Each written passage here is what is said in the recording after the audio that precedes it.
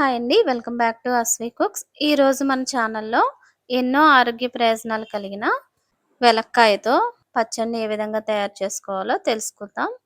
First time మా channel చూస్తున్నట్లయితే తప్పకుండా లైక్ చేసి సబ్స్క్రైబ్ చేసుకోండి. ముందుగా ఈ వెలక్కాయ పచ్చడి కోసం వెలక్కాయని తీసుకుని 2 ముక్కలుగా పగలగొట్టుకోవాలి. వెలక్కాయ ఇలా దోరగా ఉండాలండి. అలాంటి కాయ తీసుకున్నామంటే మనకి పచ్చడి చేసుకోవడానికి బాగుంటుంది. పచ్చిగా ఉన్న ఎలక్కాయతో పచ్చడి చేసామంటే వగరుగా ఉంటుందండి. దోరగా ఉన్న కాయతో పచ్చడి చేసుకోండి, చాలా బాగుంటుంది. ఒక స్పూన్తో ఈ విధంగా లోపల ఉన్న గుజ్జంతా తీసేసుకుని పక్కన పెట్టుకోవాలి. ఇప్పుడు స్టవ్ ఆన్ చేసి కడాయి పెట్టుకుని ఒక గరిటె నూనెను వేసుకోండి.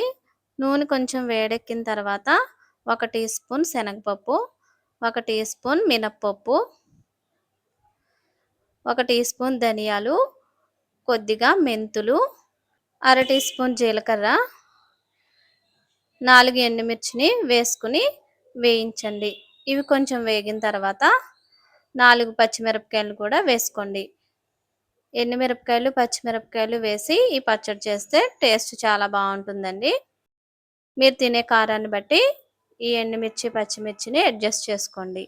వీటిని దోరగా మీడియం ఫ్లేమ్లో పెట్టుకుని నెమ్మదిగా వేయించుకోండి. హై ఫ్లేమ్లో పెట్టి వేయించే కంటే నెమ్మదిగా వేయించుకుంటేనే పచ్చడి టేస్ట్గా ఉంటుంది. ఇలా వేగిన వాటిని పూర్తిగా చల్లారనివ్వండి. ఇలా చల్లారిన తర్వాత ఒక మిక్సీ జార్ తీసుకుని ఈ మిశ్రమాన్ని మిక్సీ జార్లో వేసుకోండి. రోట్లోనైనా సరే ఇదే విధంగా ఈ పచ్చడిని చేసుకోవచ్చు. రోట్లో చేసిన పచ్చడి అయితే మరి కాస్త టేస్ట్గా ఉంటుంది. సరిపడా ఉప్పు వేసుకోండి. అలాగే 5-6 వెల్లుల్లి రెమ్మలు కూడా వేసుకుని ఈ విధంగా మిక్సీ పట్టుకోండి.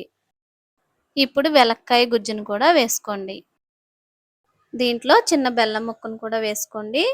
ఈ పచ్చడిలో చింతపండు వేయాల్సిన అవసరం లేదండి.